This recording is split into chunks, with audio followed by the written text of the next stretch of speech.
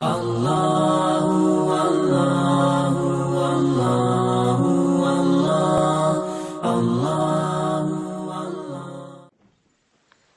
للہ وکفا وسلام علی عبادہ الذین اصطفیٰ اما بعد اعوذ باللہ من الشیطان الرجیم بسم اللہ الرحمن الرحیم نبئ عبادی انی انا الغفور الرحیم سبحان ربک رب العزۃ عما یصفون وسلام علی المرسلین والحمد للہ رب العالمین اللہم صلی علی سیدنا محمد وعلی آل سیدنا محمد وبارک وسلم۔ حدیث مبارکہ میں آیا ہے کہ اللہ رب العزت نے اپنی رحمت کے 100 حصے کیے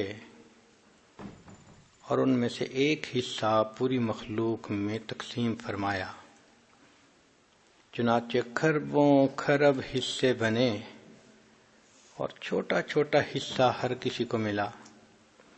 انسانوں میں، حیوانوں میں، چرندوں پرندوں میں جو محبتیں آپ دیکھتی ہیں یہ اس چھوٹی سی محبت کا نتیجہ ہے۔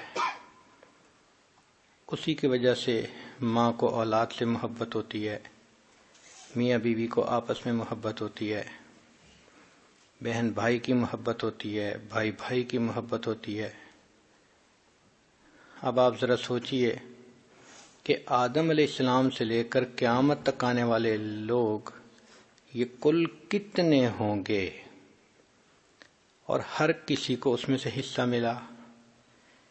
پھر حیوانوں میں، پرندوں میں جو محبت پائی جاتی ہے وہ بھی اسی کا حصہ، لیکن اللہ تعالیٰ نے 99 حصے اپنے پاس رکھ لیے، ان کا اظہار اللہ تعالیٰ قیامت کے دن فرمائیں گے۔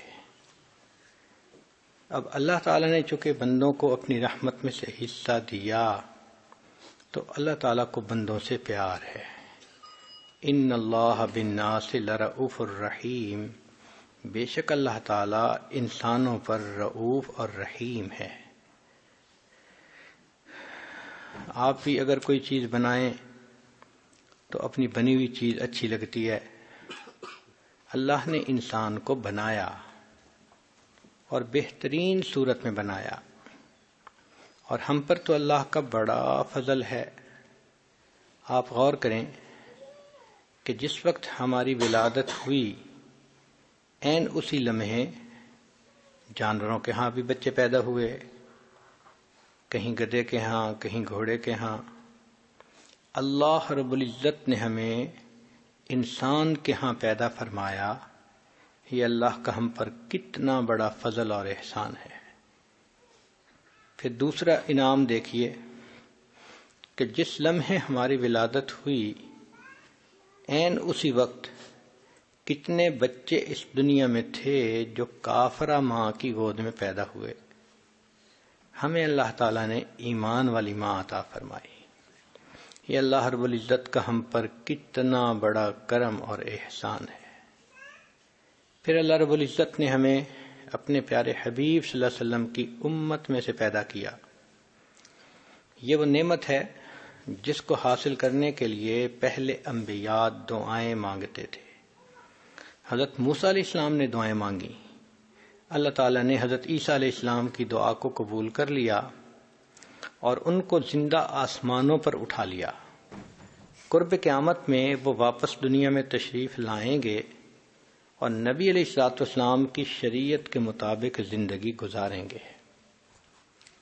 تو جس نعمت کو انبیاء مانگتے رہے اللہ نے بن مانگے وہ نعمت عطا فرما دی۔ تو سوچئے اللہ تعالیٰ کے ہم پر کس قدر احسانات ہیں۔ یہ سب کس لیے؟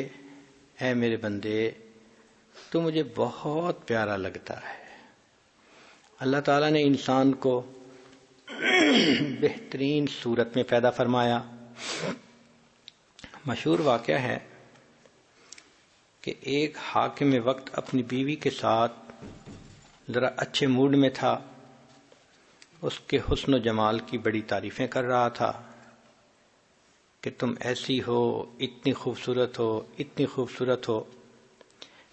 بات کرتے کرتے وہ یہ کہہ گیا کہ اللہ کی قسم تم چاند سے بھی زیادہ خوبصورت ہو. علم کا زمانہ تھا. بیوی نے کہا کہ جناب آپ نے جو قسم اٹھائی وہ غلط ہے. اس نے کہا میں نے ٹھیک اٹھائی، چلو علماء سے پوچھیں.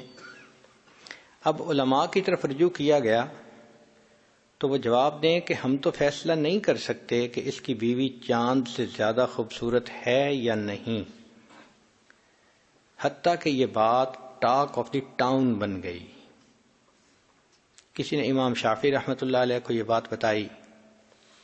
انہوں نے فرمایا کہ اس کا جواب میں دے سکتا ہوں. چنانچہ جب ان سے پوچھا گیا تو انہوں نے فرمایا کہ تم نے ٹھیک قسم اٹھائی، تمہاری بیوی چاند سے بھی زیادہ خوبصورت ہے. تو کسی نے پوچھا کہ آپ ایک عورت کے بارے میں کیسے کہہ سکتے ہیں جس کو آپ نے دیکھا ہی نہیں؟ تو امام شافعی رحمۃ اللہ علیہ نے جواب دیا کہ اللہ رب العزت نے قرآن مجید میں فرمایا لقد خلقنا الانسان فی احسن تقویم، اے انسان تمہیں ہم نے بہترین صورت میں پیدا کیا، لہذا قسم اٹھا کے کہا جا سکتا ہے کہ انسان چاند سے بھی زیادہ خوبصورت ہے.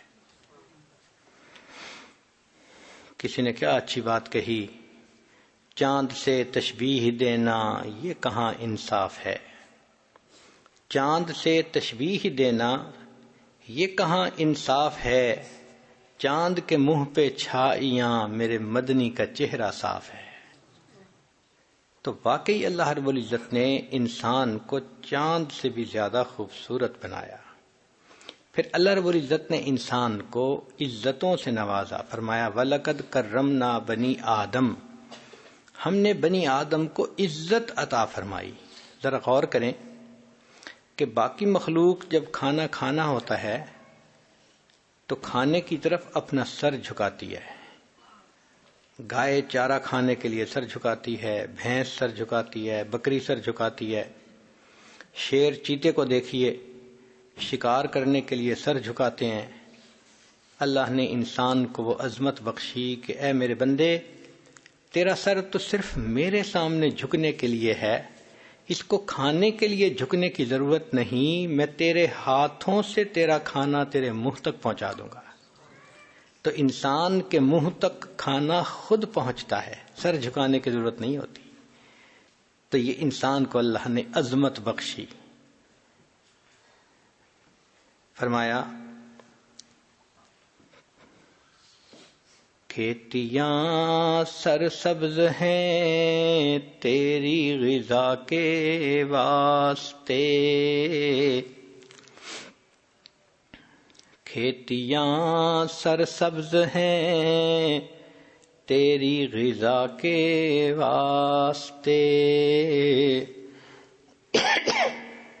چاند سورج اور ستارے ہیں ضیاء کے واسطے، بحر و بر شمس و قمر ماء و شما کے واسطے، یہ جہاں تیرے لیے ہے تو خدا کے واسطے. تو سارا جہان انسان کے لیے اور انسان اپنے رب رحمان کے لیے ہے. تو اللہ رب العزت نے انسان کو عزتوں سے نوازا. اے انسان تو مجھے بہت پیارا لگتا ہے. پھر دیکھیے کہ اللہ نے انسان کا رزق اپنے ذمہ لیا. فرمایا وَفِي السَّمَاءِ رِزْقُكُمْ، تمہارا رزق آسمانوں میں ہے. دوسری جگہ فرمایا وَإِن مِّن شَيْءٍ إِلَّا عِندَنَا خَزَائِنُ، جو کوئی بھی چیز ہے ہمارے پاس اس کے خزانے ہیں. وَمَا نُنَزِّلُهُ إِلَّا بِقَدْرٍ مَّعْلُومٍ، ہم اس کو معلوم اندازے کے مطابق اتارتے ہیں. فرمایا وَمَا مِن دَابَّةٍ فِي الْأَرْضِ إِلَّا عَلَى اللَّهِ رِزْقُهَا، زمین میں جو بھی کوئی جاندار ہے اس کا رزق ہمارے ذمے ہے. اب جب رزق اللہ نے ذمے لے لیا تو دیکھیے ہمیں کتنی بڑی تسلی ہو گئی اس لیے حدیث پاک میں آتا ہے کہ رزق بھی انسان کو تلاش کرتا ہے، موت بھی انسان کو تلاش کرتی ہے، فرق یہ ہے کہ رزق پہلے پہنچتا ہے، موت اس کے بعد پہنچتی ہے۔ اگر کسی پہاڑ کے نیچے پانی کا ایک قطرہ ہو جسے کسی بندے نے پینا ہے، تو جب تک وہ بندہ پی نہ لے اس وقت تک اس کو موت نہیں آ سکتی۔ پھر ہر کوئی مطلب کا پیار کرتا ہے۔ کہنے والوں نے کہا دنیا مطلب دی او یار، ہر محبت کے پیچھے آپ کو غرض نظر آئے گی۔ مثال کے طور پہ ماں باپ کو اولاد سے محبت ہوتی ہے، اس میں بھی غرض ماں باپ کی یہ غرض ہوتی ہے کہ ہمارے بچے اچھے بنیں گے، سیٹل ہو جائیں گے، ہمارے بڑھاپے کا سہارا بنیں گے، ہماری عزت کا سبب بنیں گے۔ اولاد کے دل میں یہ ہوتی ہے طلب کہ ماں باپ خرچ کریں گے، پڑھائیں گے تو ہم اچھے انسان بن سکیں گے۔ تو دونوں طرف طلب ہے۔ میاں اور بیوی دونوں کو ایک دوسرے کی ضرورت ہے، بیوی خاوند کی ضرورت ہے، خاوند بیوی کی ضرورت ہے۔ استاد اور شاگرد کو دیکھ لیجئے، استاد پڑھاتا ہے کہ اس کے بدلے مجھے کچھ ماہانہ ملے گا، شاگرد پڑھتا ہے کہ استاد کے پڑھانے سے میرے گریڈ اچھے آ جائیں گے۔ تو ہر جگہ آپ کو کوئی نہ کوئی مطلب نظر آئے گا، حتیٰ کہ پیر مرید کا تعلق بھی مطلب کا تعلق ہے۔ وہ کیسے؟ مرید کا مطلب یہ ہوتا ہے کہ میری تربیت ہو، میں اچھا انسان بن سکوں، اور شیخ کی یہ نیت ہوتی ہے کہ اگر یہ اچھا انسان بن گیا اللہ مجھ سے راضی ہو جائیں گے۔ تو مطلب تو ہے، چاہے دنیا کا ہو چاہے دین کا ہو۔ تو ہر محبت کے پیچھے آپ کو کوئی مطلب نظر آئے گا۔ کائنات میں ایک محبت ایسی ہے جس کے پیچھے کوئی مطلب نہیں، کوئی غرض نہیں، وہ بے غرض محبت ہے، اور وہ محبت اللہ کو اپنے بندوں کے ساتھ ہے۔ ساری دنیا کے لوگ صدیق اکبر رضی اللہ تعالیٰ عنہ جیسے بن جائیں، اللہ کی شان میں کوئی اضافہ نہیں ہوتا۔ ساری دنیا کے لوگ فرعون کی طرح بدبخت بن جائیں، اللہ کی شان میں کوئی کمی نہیں آتی۔ اللہ کی عبادت کے لیے فرشتے بہت ہیں۔ پھر اللہ بندوں سے جو پیار کرتے ہیں وہ کس لیے؟ کہ اللہ تعالیٰ کو اپنے بندوں سے محبت ہے۔ حدیث قدسی ہے، فرمایا اے میرے بندے، کل یریدک لنفسہ وانا اریدک لک، ہر کوئی تجھ سے اپنے لیے محبت کرتا ہے، میں تجھ سے تیرے لیے محبت کرتا ہوں۔ تو اللہ تعالیٰ کی محبت بے غرض ہے، اس لیے اللہ تعالیٰ چاہتے ہیں کہ میرا بندہ میرے پاس رہے، میرے ساتھ رہے، مجھ سے دور نہ جائے۔ اب انسان گناہ کرتا ہے شیطان کے بہکانے پر، اور گناہ انسان کو اللہ سے دور کرتے ہیں۔ تو دیکھیں اللہ تعالیٰ نے گناہوں کو بخشنے کے کیسے کیسے سبب بنا دیے۔ یوں لگتا ہے کہ اللہ کی رحمت تل گئی ہے بندے کے گناہوں کو بخشنے کے لیے، بہانے بنا دیے بخشنے کے۔ غور کریں تو حیرانی ہوتی ہے میرے بندے، شیطان نے گناہ کروائے تجھے مجھ سے دور لے جانے کے لیے، میں نے بخشنے کے انتظام کر دیے تجھے اپنے قریب کرنے کے لیے۔ کس لیے؟ اے میرے بندے تو مجھے بہت پیارا لگتا ہے۔ اب مثلا غور کیجئے کہ دو فرشتے ہیں، ایک نیکی لکھنے والا اور ایک گناہ لکھنے والا۔ اللہ نے نیکی والے فرشتے کو افسر بنا دیا اور دوسرے کو ماتحت بنا دیا۔ جب بندہ نیکی کا ارادہ کرتا ہے تو نیکی کا فرشتہ فوراً ارادہ کرنے پر بھی ایک نیکی لکھ دیتا ہے، اور جب نیکی کر لیتا ہے تو ایک کے بدلے 10 نیکیاں لکھتا ہے۔ لیکن گناہ والا فرشتہ، اگر کوئی بندہ گناہ کا ارادہ کرے تو وہ گناہ نہیں لکھ سکتا، اس کو اپنے افسر سے اجازت لینی پڑتی ہے، NOC لینا پڑتا ہے۔ تو وہ پوچھتا ہے اس نے تو گناہ کا پکا ارادہ کر لیا، کیا میں گناہ لکھ لوں؟ تو وہ کہتا ہے کہ نہیں، جب تک کر نہ لے تم کیسے لکھ سکتے ہو؟ اب بندے نے فرض کرو گناہ کر لیا، وہ فرشتہ دوبارہ پوچھتا ہے اب تو کر لیا، اب میں لکھ لوں؟ تو اس کا افسر اس کو کہتا ہے تمہیں کیا جلدی پڑی ہے، ہو سکتا ہے یہ توبہ کر لے، دل میں نادم ہو، شرمندہ ہو، اور اللہ اس کو معاف کر دیں تو تم جو لکھ کے کاٹو گے کیا ضرورت ہے ایسا کرنے کی، انتظار کر لو۔ چنانچہ کئی پہر تک وہ انتظار کرواتا ہے۔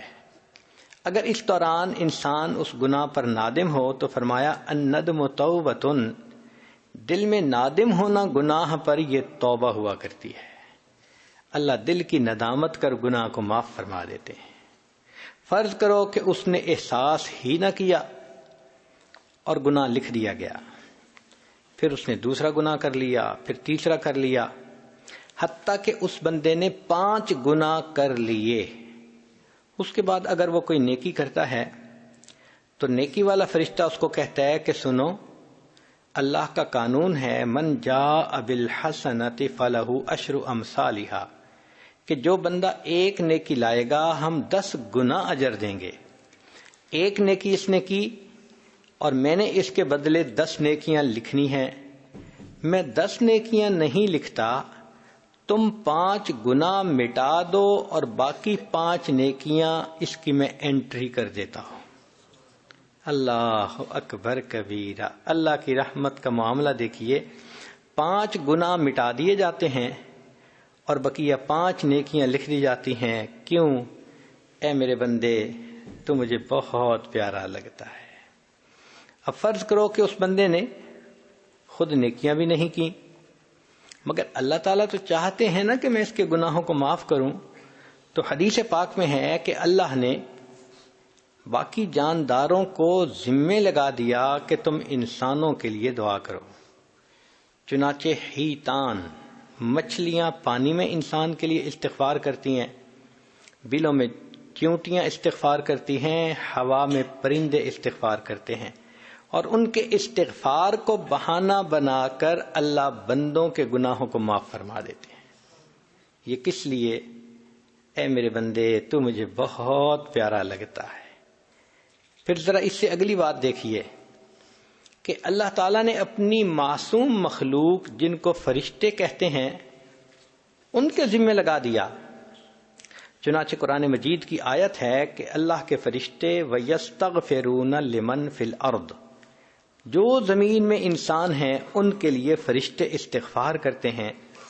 اگر ایک ولی کے استغفار کی اللہ کے ہاں اتنی قیمت ہے تو فرشتے تو معصوم ہیں، سوچئے ان کے استغفار کی کتنی قیمت ہوگی۔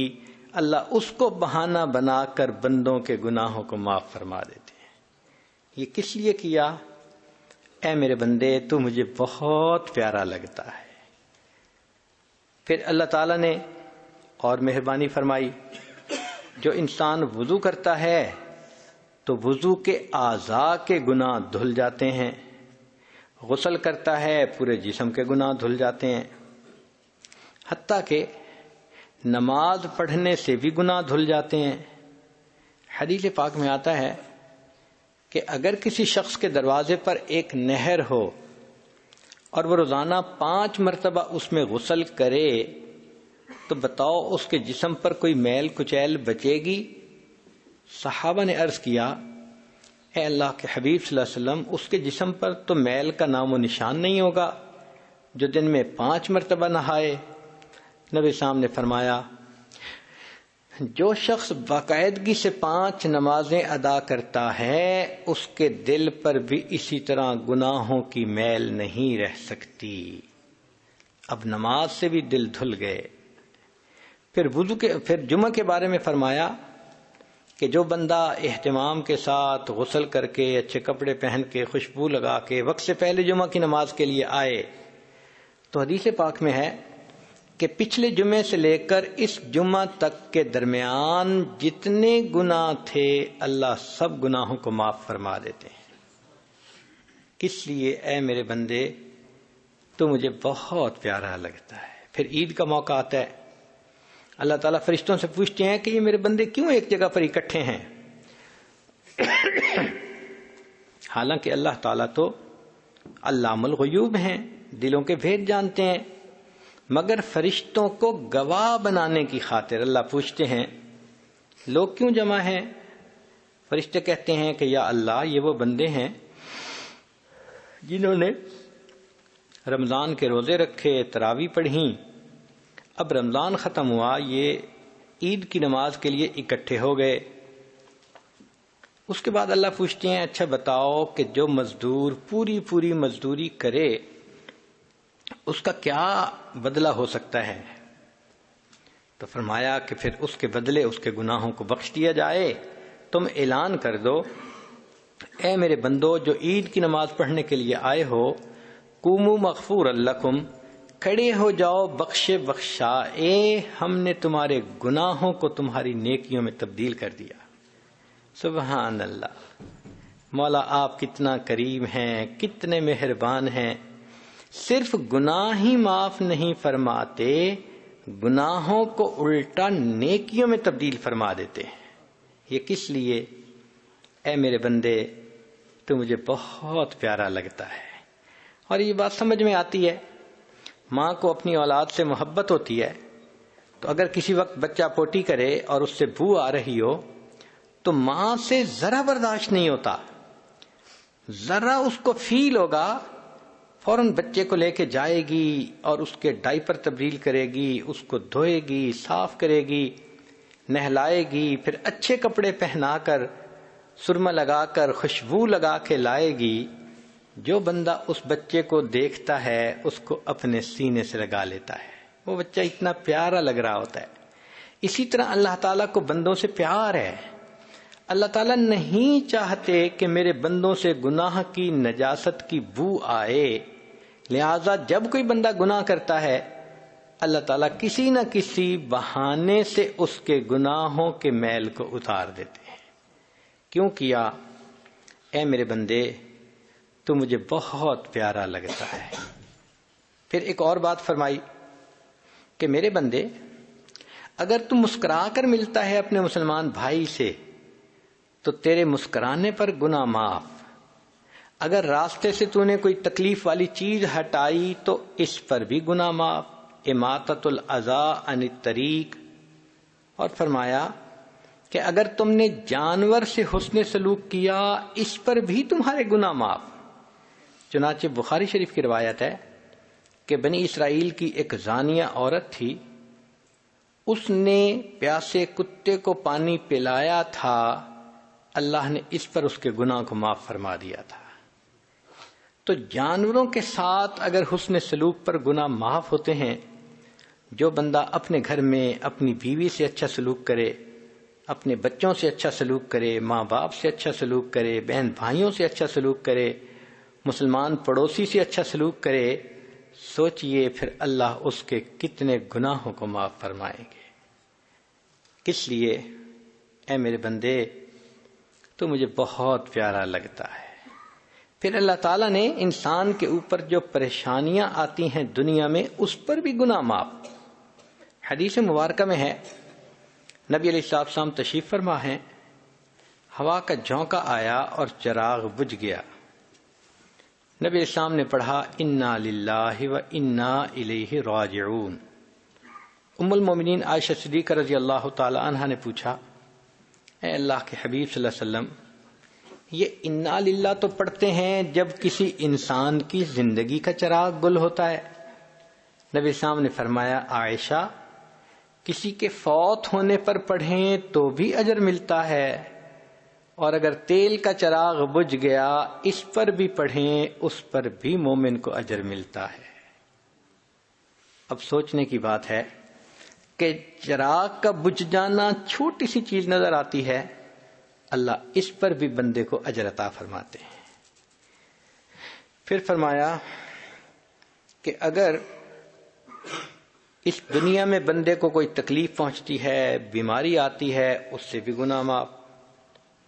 حتیٰ کہ حدیث پاک کا مفہوم ہے کہ جب کوئی بندہ بیمار ہوتا ہے اللہ تعالیٰ فرشتوں کو فرماتے ہیں کہ دیکھو میرا یہ بندہ یہ صحت کے عالم میں یہ عبادتیں کرتا تھا، اب بیمار ہو گیا، نہیں کر سکے گا، مگر تم ان کا حساب اسی طرح لکھتے رہنا جو صحت میں کرتا تھا، بیماری میں اس کا ثواب تم کنٹینیو کرنا، اس کو چھوڑنا نہیں۔ اور میرے فرشتوں، تکلیف کی وجہ سے میرا یہ بندہ کراہے گا، مگر کراہنے پر تم نے سبحان اللہ الحمدللہ پڑھنے کا اجر لکھنا ہے۔ اور میرا یہ بندہ تکلیف میں اپنی کروٹ بدلے گا، تم نے کروٹوں کے بدلنے پر رکوع اور سجدے کا ثواب لکھنا ہے۔ چنانچہ وہ بندہ بیماری سے اس طرح پاک ہوتا ہے کہ گناہوں سے ایسے پاک ہو جاتا ہے جیسے اس دن پاک تھا جب اس کی ماں نے اس کو جنم دیا تھا۔ سبحان اللہ سبحان اللہ۔ یہ اللہ نے سب بہانے بنا دیے، سبب بنا دیے کہ میرے بندے کے دل پر گناہوں کی میل نہ رہے، نجاست نہ رہے۔ میں اپنے بندے کے گناہوں کو معاف کرنا پسند فرماتا ہوں۔ پھر حدیث پاک میں آتا ہے کہ اگر کسی بندے کی عمر 90 سال ہو جائے تو اللہ تعالیٰ فرماتے ہیں کہ اے میرے بندے، کلمہ پڑھتے پڑھتے اب تیری عمر 90 سال کی ہو گئی، تیرے سب گناہ میں نے معاف کر دیے، تجھ سے حساب لیتے مجھے حیا آتی ہے۔ اور اے میرے بندے، تو زمین میں میرا قیدی ہے، اسیر اللہ فی الارض۔ زمین میں قیدی سے کیا مراد؟ کہ بس قید سے بندہ چھوٹتا ہے، سیدھا اپنے گھر آتا ہے۔ تم اس دنیا کی قید سے چھوٹو گے، سیدھا اپنے گھر جنت میں پہنچ جاؤ گے۔ اور ساتھ یہ بھی کہا جاتا ہے کہ اے میرے بندے، تو بوڑھا ہو گیا، تیرے بچے بھی ہیں، تیرے نواسے بھی ہیں، پوتے بھی ہیں، سب تجھ سے محبت کرتے ہیں، لہذا ہم تیرے اہل خانہ کے بارے میں تیری شفاعت کو بھی قبول فرمائیں گے۔ اللہ اکبر کبیرہ۔ یہ کیوں ایسا ہوا؟ اس لیے کہ اللہ تعالیٰ فرماتے ہیں اے میرے بندے، تو مجھے بہت پیارا لگتا ہے۔ پھر اللہ رب العزت نے انسان کو دھونے کے لیے رمضان المبارک کا مہینہ بنایا۔ حدیث پاک میں ہے الصوم لی وانا اجزی بہ، روزہ میرے لیے ہے اور روزے کا بدلہ بھی میرے ذمے ہے۔ محدثین نے لکھا کہ اللہ تعالیٰ نے روزے کا بدلہ اپنے ذمے کیوں لے لیا؟ اس لیے کہ اے میرے بندے، تجھ سے قیامت کے دن دوسرے مطالبہ کریں گے انسان کہ تو نے ان کو تکلیف پہنچائی، ان کے حقوق میں کوتاہی کی، عمل تیرے تھوڑے ہوں گے، مانگنے والے زیادہ ہوں گے، تو ان کو پے آف نہیں کر سکے گا، لیکن میں تیرے اجر کو اپنے ذمے لیتا ہوں، میں تجھے اتنا اجر دوں گا، تیرے سب بندوں کے حقوق کو پے آف کروا کے تجھے جنت پہنچا دوں گا۔ یہ اللہ کی رحمت سے کیسے انسان توقع کر سکتا ہے کہ عمل کی پیمنٹ اللہ کرے اور پھر وہ اتنی تھوڑی ہو کہ انسان دوسروں کو پیمنٹ ہی نہ کر سکے؟ اللہ اکبر۔ اللہ نے فرمایا میرے بندے، میں نے یہ کام اپنے ذمے لے لیا، میرے لیے تو نے روزہ رکھا، دیکھ میں تیرے گناہوں کو بخشوا کر تجھے کس طرح جنت پہنچاتا ہوں۔ اس لیے فرمایا من صام رمضان ایمانا و احتسابا غفر له ما تقدم من ذنبی، جس نے رمضان کے روزے ایمان اور احتساب کے ساتھ رکھے، اللہ تعالیٰ اس کے پچھلے سب گناہوں کو معاف فرما دیتے ہیں۔ حضرت علی رضی اللہ عنہ فرمایا کرتے تھے اگر اللہ رب العزت نے اس امت کو عذاب دینا ہوتا تو اللہ تعالیٰ اسے رمضان کا مہینہ عطا نہ فرماتے۔ رمضان کا مہینہ دینے کا مطلب یہی کہ اللہ اس امت کو معاف کرنا چاہتے ہیں۔ علماء نے ایک پیارا نقطہ لکھا ہے، وہ فرماتے ہیں کہ یوسف علیہ السلام 12 بھائی تھے، احد عشرہ کوکبہ، 11 بھائی اور 12ویں یوسف علیہ السلام، تو کل 12 تھے، مگر یوسف علیہ السلام کی وجہ سے اللہ نے 11 بھائیوں کے قصوروں کو معاف کر دیا تھا، کہہ دیا تھا لا تثریب علیکم اليوم۔ تو جس طرح یوسف علیہ السلام کی وجہ سے 11 بھائی کے قصوروں کو معاف کر دیا. رمضان کا مہینہ یوسف علیہ السلام کی مثال ہے.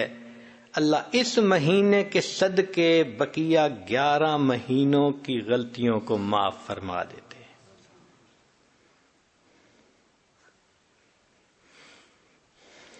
پھر اللہ رب العزت نے صبح شام فرشتوں سے اعلان کروایا. حدیث پاک میں ہے ایک فرشتہ رات میں اعلان کرتا ہے، ایک فرشتہ دن میں. حل من سائل فعوتی لا، ہے کوئی سوال کرنے والا کہ جس کو عطا کیا جائے. ہم تو مائل بکرم ہیں، کوئی سائل ہی نہیں. راہ دکھلائیں کسے، رہ رو منزل ہی نہیں. پھر اس سے بھی اگلی بات ذرا دیکھیے کہ اے میرے بندے، تو نے گناہ کیے مگر پھر بھی میں نے تیری حفاظت فرمائی. انسان گناہ کر کے سو جاتا ہے، اللہ تعالیٰ جاگ جاگ کے اپنے بندے کی حفاظت فرما رہا ہوتا ہے. ذوالنون مصری رحمۃ اللہ علیہ کا مشہور واقعہ ہے. فرماتے ہیں کہ میں نہر کے کنارے چل رہا تھا، میں نے ایک بچھو کو دیکھا جو پانی کی طرف جا رہا تھا. میں جانتا تھا کہ بچھو تیرنا نہیں جانتا، پھر یہ پانی کی طرف کیوں جا رہا ہے؟ تو جب میں نے غور کیا تو میں نے دیکھا کہ ایک کچھوا پانی کے کنارے پہ بیٹھا ہے. یہ بچھو اس کی پیٹھ پہ جا کے بیٹھ گیا اور کچھوے نے پانی میں تیرنا شروع کر دیا. ایسا ہی ہے جیسے کسی مہمان کو ریسیو کرتا ہے ایئرپورٹ سے تو اپنی گاڑی پہ بٹھا کے اسے گھر پہنچاتا ہے. ایسے ہی لگ رہا تھا کہ کچھوے نے اس مہمان کو ریسیو کیا، اپنی پیٹھ پہ بچھا کے اب اس نے پانی میں تیرنا شروع کر دیا. ذوالنون مصری رحمۃ اللہ علیہ فرماتے ہیں کہ میں بھی پیچھے پیچھے. وہ کچھوا دوسرے کنارے پر پہنچا تو وہ بچھو اس کی پیٹھ سے اتر گیا اور اس نے ایک طرف کو بھاگنا شروع کر دیا. میں بھی اس کے پیچھے. تھوڑی دیر بعد میں نے دیکھا کہ سامنے ایک درخت تھا اور درخت کے نیچے کوئی بندہ سویا ہوا نظر آ رہا تھا. بچھو ادھر کو جا رہا تھا. میں نے دل میں سوچا کہ ایک لکڑی اٹھا لیتا ہوں، اگر بچھو اس کے قریب جائے گا تو میں بچھو کو ماروں گا. اتنے میں نے دیکھا کہ ایک طرف سے ایک کوبرا سانپ ہے، وہ اسی بندے کی طرف جا رہا ہے جس طرف بچھو جا رہا تھا. جب وہ سانپ بچھو کے قریب سے گزرنے لگا تو بچھو اس کے ساتھ چمٹ گیا اور بچھو نے اس کے ڈنک لگایا. یہ بچھو اتنا زہریلا تھا کہ سانپ وہیں پر لوٹ لوٹ کے مر گیا. پھر بچھو واپس. میں نے دیکھا کہ کچھوا کھڑا تھا، یہ بچھو اس کی پیٹھ پر بیٹھا اور کچھوے نے پھر اسے پہلے کنارے تک پہنچا دیا. میں نے دل میں سوچا کہ لگتا ہے کہ یہ درخت کے نیچے سونے والا کوئی بڑا ولایت کبریٰ کے مقام کا ولی ہوگا جس کو اللہ نے سانپ سے بچانا تھا. نہر کے دوسرے کنارے سے بچھو کو بھیجنے کا بندوبست کر دیا اور بچھو نے سانپ کو مار دیا. میں لوٹ کے واپس آیا کہ میں اس ولی سے دعا کرواتا ہوں. جب قریب آ کے دیکھا تو میں نے دیکھا کہ وہ نوجوان تھا اور اس کے منہ سے شراب کی بو آ رہی تھی. میں نے اس کو جگایا اور میں نے اس کو کہا کہ دیکھ، تو شراب پی کے میٹھی نیند سو گیا، تیرا پروردگار جاگ جاگ کے تیری حفاظت کرتا رہا. جب اس نوجوان نے سانپ کو مرے دیکھا تو اس کی آنکھوں سے آنسو آ گئے. کہنے لگے اللہ آپ کتنے کریم ہیں، میں کبیرہ گناہ کا مرتکب ہو کے میٹھی نیند سو گیا، تو پروردگار جاگ جاگ کے میری حفاظت فرماتا رہا. اس نے کہا کہ میں آج کے بعد اپنے اللہ کی کبھی بھی نافرمانی نہیں کروں گا. اسی لیے انسان اللہ کے در سے دور بھاگتا ہے. شان بے نیازی کا تعلق تو یہی تھا کہ اگر کوئی اللہ کے در سے پیٹھ پھیر کے جاتا، اللہ پیچھے سے اس کی پیٹھ میں ایک لات لگوا دیتے اور یہ بھی کہہ دیتے کہ او بدبخت، میرے دروازے سے پیٹھ پھیر کے جا رہا ہے اب میں دروازہ ہمیشہ کے لیے بند کر رہا ہوں. مگر اللہ تعالیٰ ایسا تو نہیں کرتے. جو پیر پھیٹ کے جاتا ہے اللہ اس کو بلاتے ہیں، یا ایھا الانسان ما غرک بربک الکریم، اے انسان تجھے تیرے کریم پروردگار سے کس چیز نے دھوکے میں ڈال دیا. جیسے چھوٹا بچہ ماں سے روٹھ جاتا ہے تو ماں سمجھاتی ہے بیٹا ماما سے نہیں روٹھا کرتے. اس آیت مبارکہ میں اللہ تعالیٰ اپنے بندے کو سمجھا رہے ہیں، او میرے گنہگار بندے، میرے دروازے سے پیٹھ پھیر کے کیوں جاتے ہو، میں تو ابھی بھی تمہاری انتظار میں ہوں. کوئی ماں اپنے بچھڑے بیٹے کا اتنا انتظار نہیں کرتی جتنا پروردگار اپنے بگڑے ہوئے بندے کا انتظار فرماتے ہیں. اور جب وہ بندہ کبھی اللہ کے در کی طرف متوجہ ہو جائے، اللہ تعالیٰ اس بندے سے اس کو تانا نہیں دیتے کہ اب بڑھاپے میں تجھے میرا گھر یاد آیا، تیری جوانی کہاں گئی، تیرا حسن و جمال کہاں گیا، تیرا مال و منال کہاں گیا. جب تو جوان تھی تجھے سر پہ دوپٹہ لینا اچھا نہیں لگتا تھا، اب بوڑھی ہو گئی، تیرے منہ میں دانت نہیں، پیٹ میں آنت نہیں، اب تو دیکھتی بھی ہے تو نظر کمزور ہو گئی، اب تیرے پلے کیا رہا جو میری بندی تو اب میرے گھر کی طرف آئی ہے. اللہ تعالیٰ کوئی تانا نہیں دیتے، بس اتنا کہتے ہیں کہ تو ہانپتی ہوئی کانپتی ہوئی میرے گھر کی طرف آ رہی ہے. میں پروردگار اتنا مہربان ہوں، تو ایک بالشت آئے گی میری رحمت 2 بالشت تیری طرف پہنچے گی.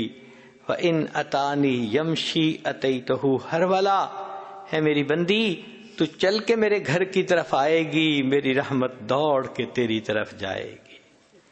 اللہ تعالیٰ بندے کی توبہ کو قبول فرما لیتے ہیں، کس لیے کہ اے میرے بندے تو مجھے بہت پیارا لگتا ہے. حق تو یہ تھا کہ بندے نے زندگی میں گناہ کیے، آج اگر یہ توبہ کرنا چاہتا ہے تو اللہ تعالیٰ اس سے دلیل مانگتے، گواہ مانگتے کہ بتاؤ تم سچی توبہ کر رہے ہو، اس پر کوئی گواہ دکھاؤ. لیکن بندہ اللہ کے حضور بیٹھ کے صرف اتنی سی بات کر لیتا ہے، اے اللہ میں معافی مانگتا ہوں، میری توبہ کو قبول کر لیجئے. اللہ تعالیٰ بغیر کسی دلیل کے صرف زبانی کلام پر یقین کرتے ہوئے اس بندے کی توبہ کو قبول فرما لیتے ہیں. کیوں ایسا کیا؟ اے میرے بندے تو مجھے بہت پیارا لگتا ہے. پھر انسان نے گناہ کیے، اگر اللہ تعالیٰ چاہتے تو بندے کی رسوائی ہو جاتی. ذرا غور کیجئے، آدم علیہ السلام سے ایک بھول ہوئی تھی. اللہ تعالیٰ قرآن مجید میں خود فرماتے ہیں وَلَمْ نَجِدْ لَهُ عَزْمًا، ہم نے آدم علیہ السلام کے اندر گناہ کا ارادہ نہیں دیکھا تھا کہ انہوں نے انٹینشنلی یہ کام کیا ہو، وہ تو بھول گئے تھے. تو بھول کر گناہ ہوا تھا، اللہ نے ان کے جسم سے جنت کی پوشاک اتروا لی تھی. حدیث پاک میں ہے کہ اما حوا اور آدم علیہ السلام درختوں کے بڑے بڑے پتوں سے اپنے سطر کو چھپا رہے تھے. پھر اللہ تعالیٰ نے ان کو جنت سے دنیا میں بھیج دیا، یعنی گھر سے بھی نکال دیا. اور جب دنیا میں آئے تو اللہ نے قرآن مجید میں اس واقعے کا تذکرہ کر کے ان کو سارے انسانوں کو سامنے کو ان کے اس معاملے سے اطلاع بھی عطا فرما دی. اللہ اکبر! اگر اللہ تعالیٰ چاہتے میری بندی تو نے فلاں کرتوت کیا، میں تیری اولاد کو اطلاع دے دیتا ہوں، میں تیرے خامند کو اطلاع دے دیتا ہوں، میں تیرے باپ کو اطلاع دے دیتا ہوں، ہمارا کیا بنتا. انسان گناہ کرتا ہے، اللہ تعالیٰ بندے کی پردہ پوشی فرماتے ہیں، اسے دنیا میں رسوا بھی نہیں ہونے دیتے. شاید یہ میرا بندہ توبہ کر لے اور میں اس کی توبہ کو قبول فرما لوں. یہ کس لیے؟ اے میرے بندے تو مجھے بہت پیارا لگتا ہے. بنی اسرائیل کے اندر یہ دستور تھا کہ انسان جو گناہ کرتا تھا اس کے دروازے کے اوپر لکھا ہوا مل جاتا تھا کہ اس بندے نے فلاں گناہ کیا. اس امت کے ساتھ اللہ کی کتنی رحمت ہے، اللہ کسی کو پتہ بھی نہیں چلنے دیتے. سچی بات تو یہ ہے کہ اگر اللہ تعالیٰ نے قیامت کے دن کسی خاتون کو یہ کہہ دیا، اے میری بندی میں تجھے چوائس دیتا ہوں، یا تو میں تیرے سارے کرتوتوں کی کیسٹ تیرے خاوند کے سامنے چلاتا ہوں، تیرے باپ کے سامنے چلاتا ہوں، تیرے اولاد کے سامنے چلاتا ہوں، یا تو یہ اجازت دے ورنہ پھر خود جہنم میں چلی جا. تو شاید عورت کہے گی اللہ میرے خاوند کے سامنے میرے کرتوت نہ کھولنا، بیٹی کہے گی باپ کے سامنے مجھے رسوا نہ کرنا، ماں کہے گی اولاد کے سامنے میری حقیقت نہ کھولنا، اللہ میں خود ہی جہنم چلی جاتی ہوں. اللہ رب العزت کتنے مہربان ہیں، دنیا میں گناہوں کے باوجود اللہ اپنے بندوں کو رسوا نہیں ہونے دیتے. کتنے لوگ ہیں گھر سے نکلتے ہیں کپڑے اتار کر گناہ کرتے ہیں، اللہ ان کے جسم پر کپڑے بھی لوٹا دیتے ہیں، اللہ ان کو گھر بھی واپس پہنچا دیتے ہیں، اور اللہ گھر کے لوگوں کو ان کے گناہوں کی ہوا بھی نہیں لگنے دیتے.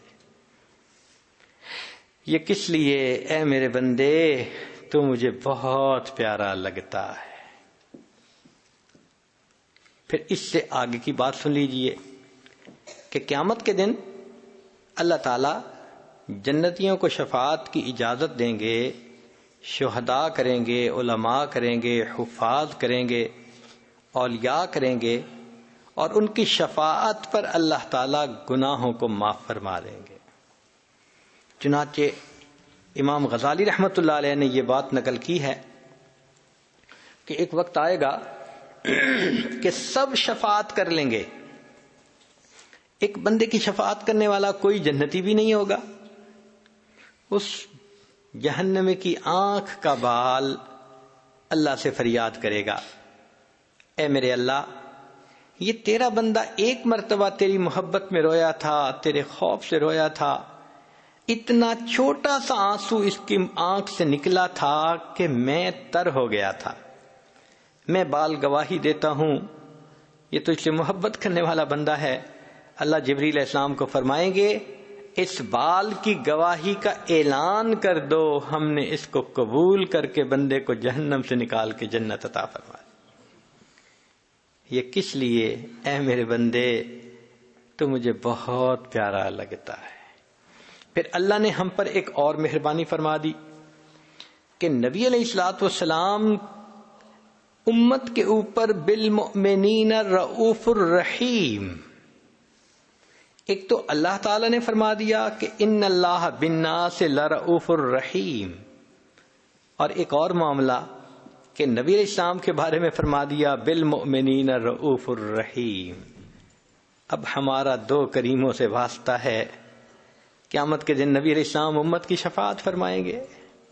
نبی علیہ السلام نے ارشاد فرمایا اللہ تعالیٰ نے مجھے چوائس دیا، اے میرے محبوب صلی اللہ علیہ وسلم اگر آپ چاہیں تو آپ کی آدھی امت کو بلا حساب جنت عطا فرما دیں، اور اگر آپ چاہیں تو آپ کو شفاعت کی اجازت دے دیں. نبی اسلام نے فرمایا میں نے شفاعت کو پسند کر لیا کہ میری شفاعت کی وجہ سے آدھی امت سے زیادہ میری امت جنت میں داخل کی جائے گی. اللہ اکبر کبیرہ. نبی اسلام نے فرمایا ہر نبی علیہ السلام کو اللہ نے ایک ایسی دعا مانگنے کی اختیار دیا کہ جیسی دعا مانگیں گے ویسی قبول ہو جائے گی. چنانچہ صحابی نے پوچھا اے اللہ کے حبیب صلی اللہ علیہ وسلم آپ کو بھی اختیار ملا؟ نبی السلام نے فرمایا ہاں مجھے بھی اختیار ملا. اے اللہ کے حبیب صلی اللہ علیہ وسلم پھر آپ نے کون سی دعا مانگی؟ نبی السلام نے فرمایا میں نے دعا نہیں مانگی، میں نے اس کو ذخیرہ رکھ لیا، قیامت کے دن جب میری امت کا حساب شروع ہوگا میں اس وقت وہ دعا مانگوں گا اور امت کو لے کر جنت میں جاؤں گا. نبی علیہ السلام کو امت سے کتنا پیار تھا، راتوں کو روتے تھے رب امتی رب امتی رب امتی. چنانچہ ام المومنین عائشہ صدیقہ رضی اللہ تعالیٰ عنہ فرماتی ہیں کہ جب نبی علیہ الصلوۃ والسلام کے اوپر آخری مرض کا حملہ ہوا تو محبوب صلی اللہ علیہ وسلم کو اتنا تیز بخار تھا کہ اوپر کپڑا ڈالا گیا تھا، کپڑے کے اوپر سے مجھے گرمی محسوس ہو رہی تھی، اور نبی علیہ الصلوۃ والسلام کی طبیعت کے اندر آثار محسوس ہوتے تھے کہ بہت تکلیف ہے۔ ایک پیالہ پانی کا رکھا میں نے قریب میں، میرے آقا صلی اللہ علیہ وسلم اس میں اپنا مبارک ہاتھ ڈالتے اور وہ گیلا ہاتھ اپنے چہرے پر پھیرتے۔ میں بخار کی شدت کو دیکھتی، تکلیف کی شدت کو دیکھتی تو میں کہتی کہ میرے آقا اتنی تکلیف میں کیوں ہیں؟ میں نے پوچھ لیا، اے اللہ کے حبیب صلی اللہ علیہ وسلم، ایسا بخار تو کبھی نہیں دیکھا، جتنی آپ کو تکلیف محسوس ہو رہی ہے اتنی تکلیف تو کبھی نہیں دیکھی۔ نبی اسلام نے جواب میں فرمایا، عائشہ، مومن کو اس دنیا میں جو موت کے وقت تکلیف ہوتی ہے اس پر اس کے گناہوں کو معاف کر دیا جاتا ہے۔ میں نے اپنے اللہ سے یہ دعا کی تھی، اللہ جب میری موت کا وقت قریب آئے تو میری تکلیف زیادہ مجھے دے دینا اور اس کے بدلے میری امت کے گناہوں کو معاف فرما دینا۔ عائشہ، یہ وہ تکلیف ہے جو مجھے پہنچ رہی ہے۔ اللہ کے حبیب صلی اللہ علیہ وسلم اتنی تکلیف برداشت فرما رہے تھے۔ اسی دوران دروازے پہ دستک ہوتی ہے تو پوچھا گیا کون؟ جواب ملا، جبریل علیہ السلام اور عزرائیل علیہ السلام حاضری کی اجازت چاہتے ہیں۔ نبی اسلام نے فرمایا، جبرائیل کو آنے دو۔ جبریل علیہ السلام آ گئے۔ اے جبرائیل، کیوں آئے؟ اللہ کے حبیب صلی اللہ علیہ وسلم، اللہ تعالیٰ نے آپ کو یاد فرمایا ہے۔ نبی اسلام نے فرمایا، جبرائیل، اللہ تعالیٰ سے پوچھ کر پہلے مجھے یہ بتاؤ، اللہ میرے بعد میری امت کا کیا حال ہوگا؟ جبرائیل علیہ السلام نے پوچھا، رب کریم نے جواب بھجوایا کہ جبرائیل، جا کر میرے محبوب صلی اللہ علیہ وسلم کو بتلا دو، اے میرے پیارے حبیب صلی اللہ علیہ وسلم، ہم آپ کے بعد آپ کی امت کو تنہا نہیں چھوڑیں گے۔ جب نبی علیہ السلام کو تسلی ہو گئی تب آقا صلی اللہ علیہ وسلم نے فرمایا کہ ملک الموت کو بھی بلا لو۔